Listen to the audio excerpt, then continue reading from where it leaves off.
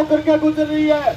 आपसे निवेदन है, पर खट्टर में मोदी की सब यात्रा ने कंधा दो और पुण्य के भागीदार बनो।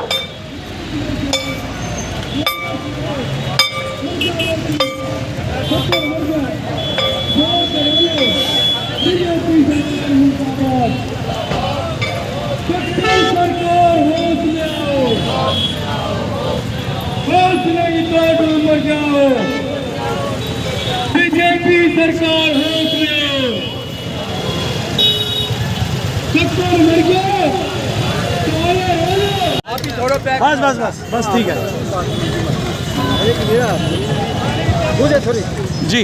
राजकुमार जी, आज पुतला जलाया है, मीटिंग की है बाबा साहब के दरबार में जिस संविधान की धज्जियाँ उड़ाई गई, अभी 3 दिन पहले जो HCS की भर्ती हुई, उससे पहले मनोहर लाल खट्टर और नरेंद्र मोदी जी संविधान के अनुरूप जातिगत जनगणना कराने की इनके सुप्रीम कोर्ट में कह के आए मैं जातिगत जनगणना नहीं कराऊंगा, और यहाँ पर मनोहर लाल खट्टर ने कहा कि मैं जातिगत जनगणना नहीं कराऊंगा, और इसीलिए नहीं कराऊंगा क्योंकि यहाँ पर 61 अभ्यर्थी चयनित हुए HCS के, उसमें 51 लोग जनरल कैटेगरी से भर्ती हुए और बैकवर्ड क्लास के सिर्फ 4 हैं, शेड्यूल कास्ट के 6 हैं, जबकि 23 और 27 50% रिजर्वेशन के हिसाब से 31 पद SC ST OBC में आने चाहिए।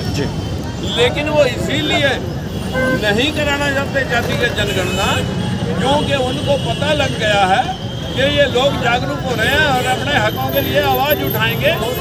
आज सारे पद खाली पड़े हैं बैकवर्ड और शेड्यूल कास्ट के, लाखों पदों में हमारे लोगों को इक्का दुक्का जो उनकी कोई चमचागिरी कर लेता है या पैसे दे करके भर्ती कर लेता है, वो कोई इक्का दुक्का, अन्यथा पूरा बैकवर्ड और शेड्यूल कास्ट समाज पता नहीं कौन सा फार्मूला बनता, ना रिजर्वेशन 27 का ध्यान दिया गया ना 23। इसलिए आज बाबा साहब के दरबार में हम सब यहाँ पर इकट्ठे हुए, लोकतंत्र सुरक्षा पार्टी और भारतीय मेरा वर्ग पार्टी, हम दोनों ने मिलकर के आज का ये जो प्रोग्राम और भविष्य में चुनाव लड़ने का एक गठबंधन बनाया है। ये इस गठबंधन में 2-3 पार्टियां ऑलरेडी पहले हमारे साथ जुड़ी हुई हैं, क्योंकि भारत मुक्ति मोर्चा के मामले में बापसेफ वाले भी और बहुत सारे जो हमारे गुर्जर समाज के भारतीय जनराज पार्टी और 2-3 पार्टियां हमारे साथ पहले लगी हुई हैं। ये एक थर्ड फ्रंट बनने जा रहा है और 2024 के लोकसभा विधानसभा चुनाव को लड़ करके इनको औकात दिखाएगा जो हमारे लोगों को ये समझ ही नहीं रहे। जबकि आज SC ST OBC जागरूक हो रहा है और बाबा साहब के द्वारा लिखा हुआ संविधान जिसको मनुवादियों ने धराशायी कर दिया, यहाँ पर मंदिर बनाने की परंपरा तो चल रही है, यहाँ संविधान के अनुरूप स्कूल कॉलेज यूनिवर्सिटियाँ बनाने का प्रोविजन नहीं है। बताइए कौन से राम मंदिरों से हमें मिलेगा? हमें तो अगर मिलेगा तो अधिकार संविधान से मिलेगा। संविधान ही हमारे हकों के लिए आर्टिकल 340 और 341-42 उसमें साफ लिखा हुआ है कि जिसकी जैसी संख्या भारी वैसी उसकी हिस्सेदारी। लेकिन सुप्रीम कोर्ट के 2 जजों की एक बेंच ने पहले तो बैकवर्ड क्लास के साथ ठगी की कि 52-50% से आरक्षण ज़्यादा नहीं होगा। जब अब 10% EWS का आरक्षण करना था तो 5 मिनट में पास हो जाता है, तब वो 50% की सीमा उन्हें दिखाई नहीं देती।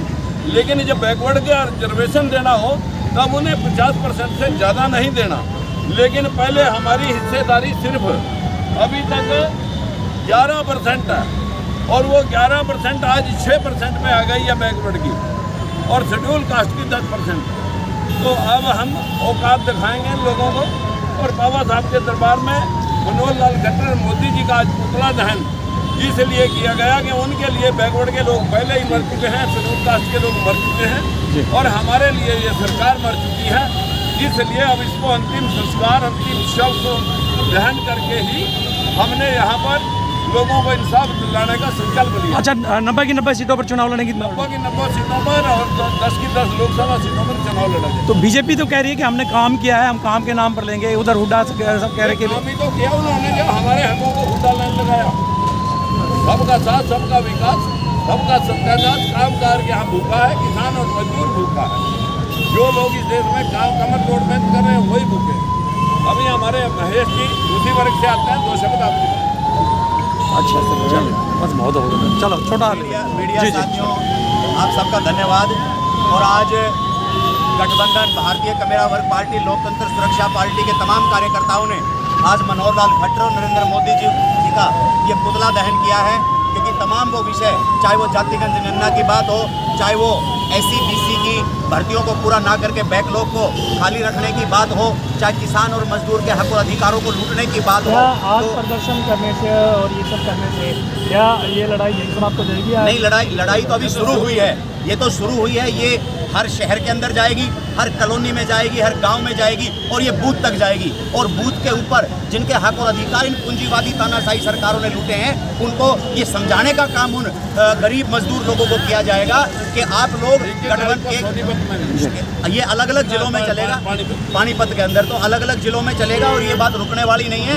ये इन लोगों को, इन पूंजीवादी और इन SC BC और कमेरा वर्ग के विरोधी सरकारों को यहाँ से हटा करके और गठबंधन की सरकार बनेगी। समान विचारधारा के लोग और इस गठबंधन के अंदर आएंगे तो आप लोगों को समय समय पर ये मजबूती की महेश जी, थर्ड फ्रंट की जैसे राजकुमार जी ने बात की है, क्या और पार्टियां इसमें शामिल होंगी? बिल्कुल बिल्कुल, राजकुमार सैनी साहब ने कहा है कि कुछ पार्टियां हमारे संपर्क में ऑलरेडी हैं और कुछ से बात चल रही है। तो आपको हर महीने 15-20 दिन के अंदर, जैसे आज प्रेस कॉन्फ्रेंस मिराज होटल में हुई है, तो ऐसे आप लोगों को प्रेस कॉन्फ्रेंस होती हुई दिखेंगी और पार्टियां शामिल होती। सम्मानित साथियों, सबसे पहले तो जो आपने सबने अनुशासन में रह करके और सुखपुरा चौक से लेकर के बाबा साहब डॉक्टर अम्बेडकर चौक तक जो ये शव यात्रा नरेंद्र मोदी और मनोहर लाल खट्टर की निकाली है, इसके लिए मैं आप सब, सरकारें बनी, बीजेपी की सरकार बनी, कांग्रेस की सरकार बनी, इनके सहयोग से बीच के अंदर अन्य दलों की सरकार बनी, लेकिन 100 साल से जातिगत जनगणना नहीं कराई।